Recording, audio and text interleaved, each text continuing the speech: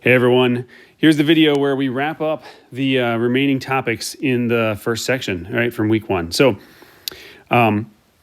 here's the list that we were working through. I already checked off with the gray the topics that we have covered. So we have these topics remaining. We'll talk about marginal thinking, voluntary exchange, some fallacies to avoid, and then these last couple distinctions down here. So that is where we're headed. We're going to start with marginal thinking. So economists say that good decisions are made on the margin. Now, what do we mean by the margin? Well, we mean at the side, at the edge. That's incremental thinking.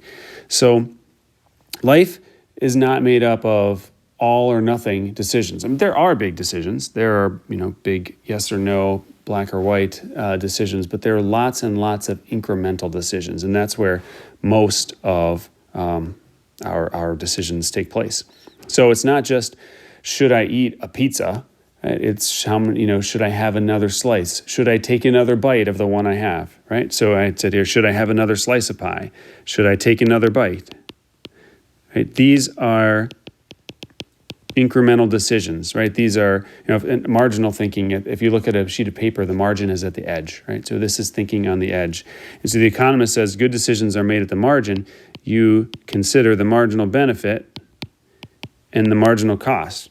And if the marginal benefit of continuing something a little bit longer is greater than the marginal cost, then it probably makes sense to do that. And the marginal cost includes both the direct cost and the opportunity cost. So what are the other things that you're giving up? So that's our point. And it fits right in with rational thinking, right? If we assume that people are rational actors who are trying to make themselves better off, they should be making marginal decisions. Should I do this a little bit longer? It's not just, do I study for an exam or not? It's, should I review this chapter one more time? Should I go back to those questions? Should I study another 5 minutes, right? They're incremental decisions. It's not just study or not. So the joke on the previous page was a pie chart. Here's one more pie chart. I'll give you a second to read that.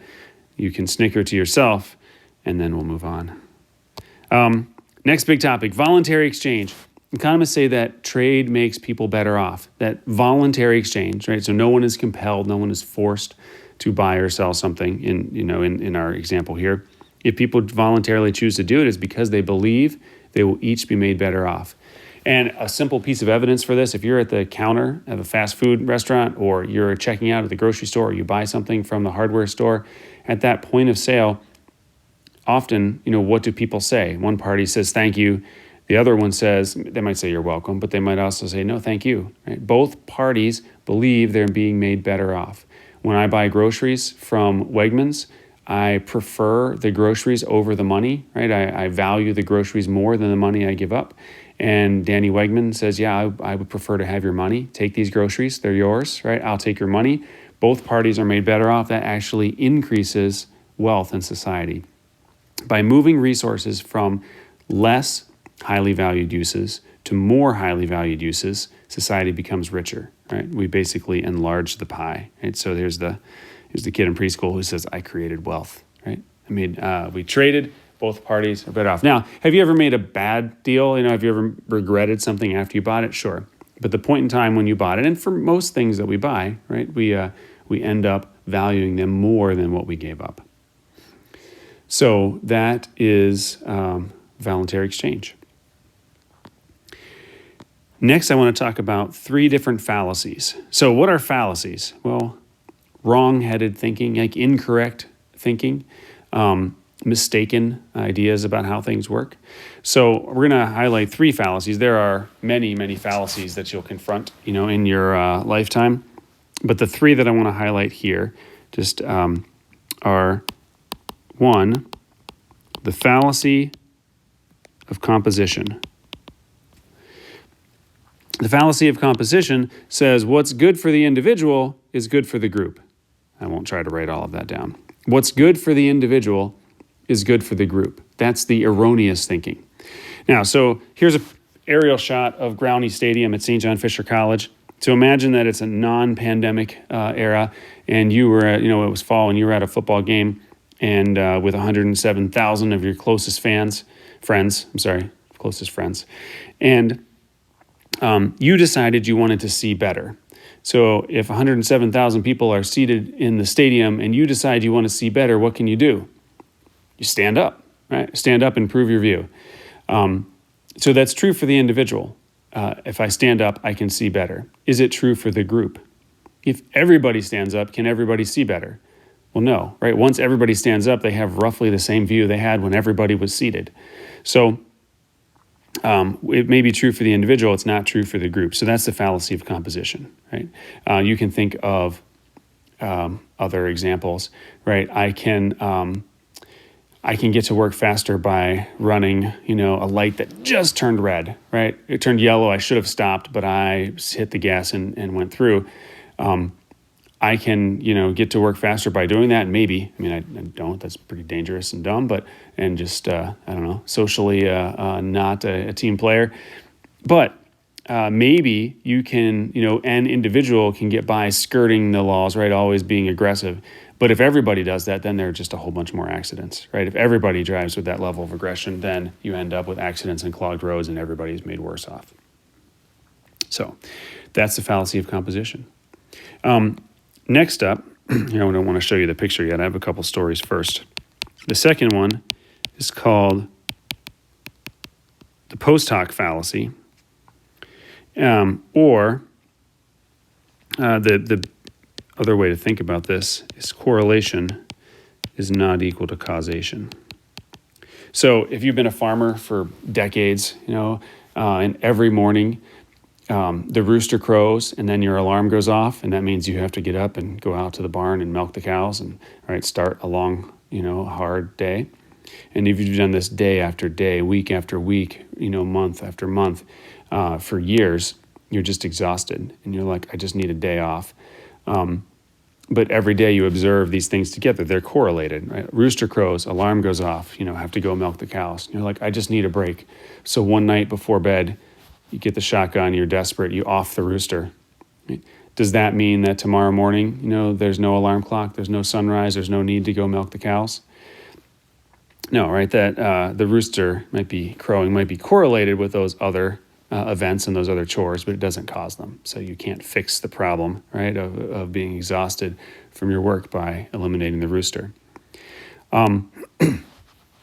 What if you are the statistician for the high school basketball team?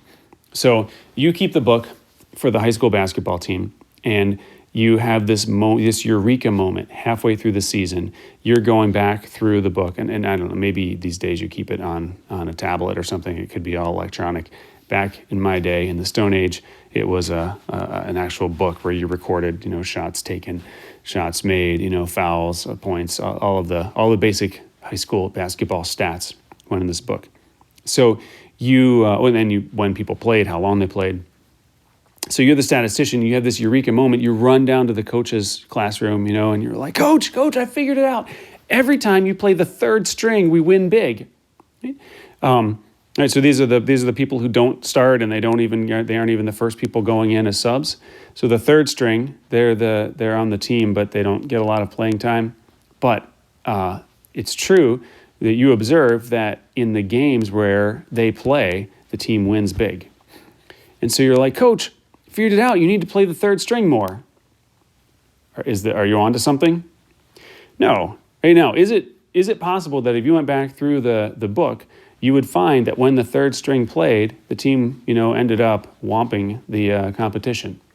That's actually very possible. But is it, did you guys win big because the third string played? Now, right, there might actually be some causality there, but it probably works the other direction, right? When the teams are mismatched, when you are crushing the other team, that's when the coach says, all right, you guys take a break. We're going to let other people get some time on the court. So just because things are correlated doesn't mean that there's a causal relationship or that it flows in a particular direction. Anybody know who this is? If you said Moses, you're close, but you're wrong. That's Charlton Heston playing the role of Moses, right, in the Ten Commandments. So the question is, what's he doing here? He's holding his staff up.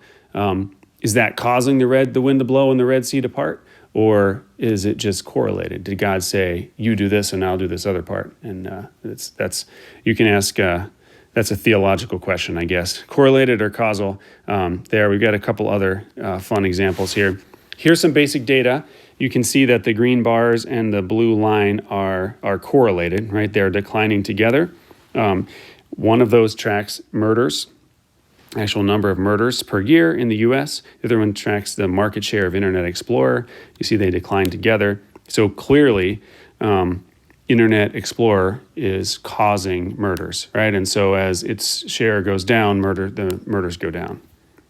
Or is that just what we would call in statistics spurious correlation? They happen to be correlated, doesn't mean that they are correlated. All right, and then the final and my favorite example, this is an article I saw years back. It's about an economic study. Economists are shameless. We will apply our way of thinking to any social phenomenon. And here is a study about a connection between frequency of sexual activity and wages. And so what they find is that employees that have sex more than 4 times a week receive 5% higher wages. And so I love the last part. It seems that sexual activity may be of interest to economists. I can say this. A lot of economists probably read this and went home and said, hey, honey, wouldn't it be great if I earned 5% more? And many of those same economists are probably married to people who are smart enough to know that although these two things could be correlated, it's not necessarily causal, right? It's also very possible that the same characteristics that cause someone to be to have opportunities for greater sexual activity might be the same characteristics that make them aggressive, outgoing, gregarious, diligent, the same things that would cause them to be more successful in the workplace as well. So that is the second of the fallacies, the post hoc fallacy or correlation and causation. The last one that I want to talk about is called the broken window fallacy.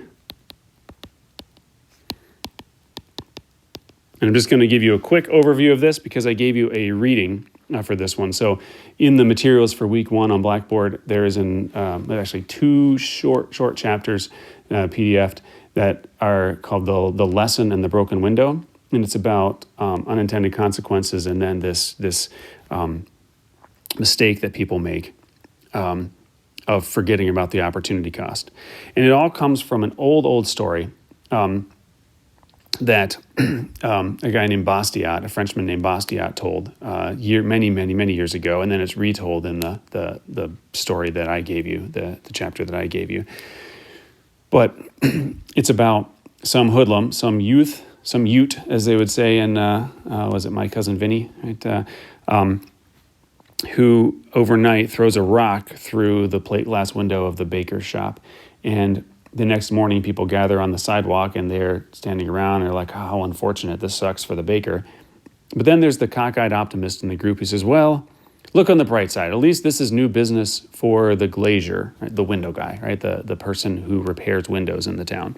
And people are like, oh, right. So so the broken window fallacy is like, well, this bad outcome, the broken window at least has a silver lining in that it'll be more business for the window guy. And then people start talking. They're like, yeah, and the window guy has more money. So now he goes out to eat, or he takes his kids to Dick's and buys them new shoes. Or he goes to the movies, he goes out to eat, whatever it is. And then all those people have more money. And so all of a sudden they're like, wow, look at all this money that's circulating around town, as a result of this.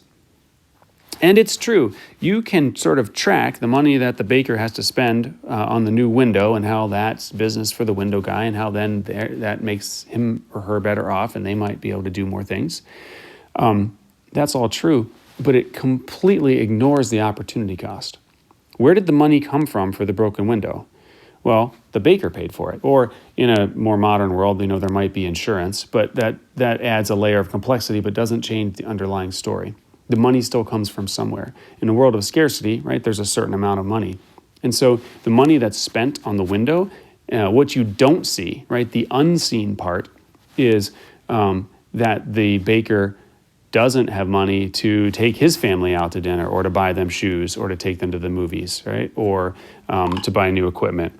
So the there's a cost, there's an opportunity cost that we ignore. We concentrate on the scene, the fact that the window guy gets more money, and we ignore the fact that the baker had to pay the window guy, and so the baker has less money, and so we just ignore all the things the baker doesn't do or buy as a result of having spent the money on the window. If it were the case that that this represents economic growth, economic opportunity for the town, then we should applaud the kid who threw the rock through the window, right? We should go around and damage stuff so that we could have to replace it, and then that means business for the construction trades. It's a really sort of short-sighted error, but we continue to make it, right? We continue to make this over time. I'll show you a clipping here in a second, but just be aware, like this broken window fallacy, it has not gone away, right? We still make this mistake by concentrating on the benefits that we see, or the new business that we see, and ignoring all of the stuff that doesn't happen because it's less visible, it's less seen. So this is from flooding in Houston. So this is a few years back, right, from a hurricane. But here's a little clip in the paper. So they basically find any natural disaster and then read the op-ed pages in the newspaper, which now you have to follow, right, online. But find some opinion pieces about it, and you'll eventually see this error. Here's someone saying, floodwaters in and around Houston severely damaged or destroyed hundreds of thousands of cars and trucks, most of which will be replaced. Those new and used vehicle sales will benefit automakers and the economy, providing a glint of a silver lining amid terrible tragedy. That's all true.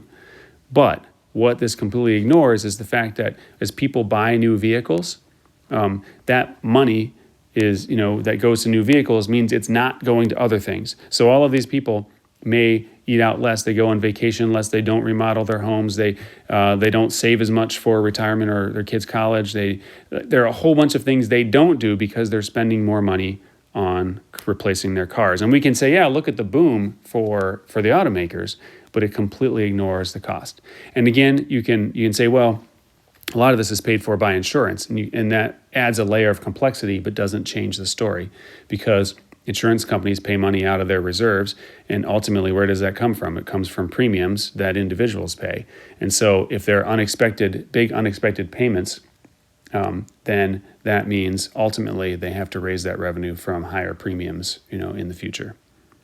Or if they had built in enough for that, it just means they can't, reduce their premiums over time, or accumulate greater, savings in their reserves. So, at any rate, that's a common error. You still see that fairly frequently. The last two things, these are sort of quick distinctions. One of them has to do with positive and normative economics. So in this positive, this is not positive like, you look nice today, right? Great job on your homework. This is positive in the scientific sense, meaning a statement that is testable. It's testable. It's a claim of fact, right? It's a claim about the state of the world or how it works. Normative, on the other hand, some people say it has to do more with opinion, but I like to think of it as involving value judgment. So if I said the sky is blue, is that my opinion, or is that a claim about the state of the world? That's a claim of fact, right? And in fact, on a sunny day, the sky is blue, but it's also testable. So to be a positive statement, it doesn't have to be true. If I said the sky is purple with green polka dots, right? That's a claim of fact, right? I'm trying to make a statement about the world. It may be false, right? You can test it, and you can say, we can't find any evidence for this, right? It appears that the sky is blue. So it may be wrong, but it's still a claim of fact. Now, if I said there ought to be more clouds in the sky, well, that's an opinion. That's a value judgment, right? If I said in the United States, the average single-family home is 1,700 square feet. That's a claim of fact. That's testable, right? If I said people ought to live in smaller houses and use less utilities, that's a statement of opinion, or that involves a value judgment. If we said we ought to downsize, to save on resources, that involves an opinion or a value judgment. So economics, we like to say, is a positive science. Right? Economics is about understanding how the world works, right? How variables work together. So we could say that econ is a positive science, but we can use it to inform our value judgments. Right? So policy decisions. Use it to inform them. So there's been recent talk, in the new administration about the minimum wage. Should we have a national $15 minimum wage? That's a policy judgment. There's a value judgment in that. Economics does not tell us whether or not we ought to have a $15 minimum wage. Economics helps us understand the implications of that. So if I said a binding increase in the minimum wage will lead to unemployment, that is a claim of fact, right? That is me trying to describe how the world works. And then somebody else might say, no, that's wrong. Right? A binding increase in the minimum wage doesn't lead to unemployment. But that's a claim of fact, and that's testable, and people have done a lot of work on that. The truth is, there are studies, on both sides. It appears that some increases in the minimum wage don't have very large unemployment effects, but to the extent that they do, they seem to fall disproportionately on young people and minorities. So there's a claim of fact, right? That's economics trying to describe how the world works. That doesn't answer the question of whether or not we ought to increase the minimum wage or how high it ought to be. So you could say we should abolish the minimum wage. You should say we should keep it here. You could say we should increase it. Those are all normative policy questions. And so economics doesn't provide one answer to that, but economics provides tools for informing our thinking about it and our ultimate decisions about that. So economics is a positive science. We're trying to figure out how the world works and use that information to make better value judgments, better policy decisions. So that's also discussed in the book. Let me know if you have any questions about that. The last distinction I have here is the difference between micro and macro. I had a professor who used to say, there's no difference between micro and macro. It's all just econ. I'm sympathetic to that, but we do still divide it into these two categories. Micro, right, which is what we're going to talk about this year. Let me switch to black since where I'm writing. This has to do with individual decisions. What is the decision process? How do we think through, costs and benefits? So for individuals, for households, for firms, right? But decisions at that level, that's what we talk about in micro. Macro talks about big picture outcomes. So macro talks about big decisions or outcomes at the social level. So when we talk about production or GDP, when we talk about unemployment, when we talk about inflation, when we talk about government policy, effect with that monetary policy. These are the topics of macro. These are big picture outcomes, right? Society-wide outcomes. And they are the result of individual decisions. So micro looks at small individual building block decisions. Macro looks at big picture outcomes.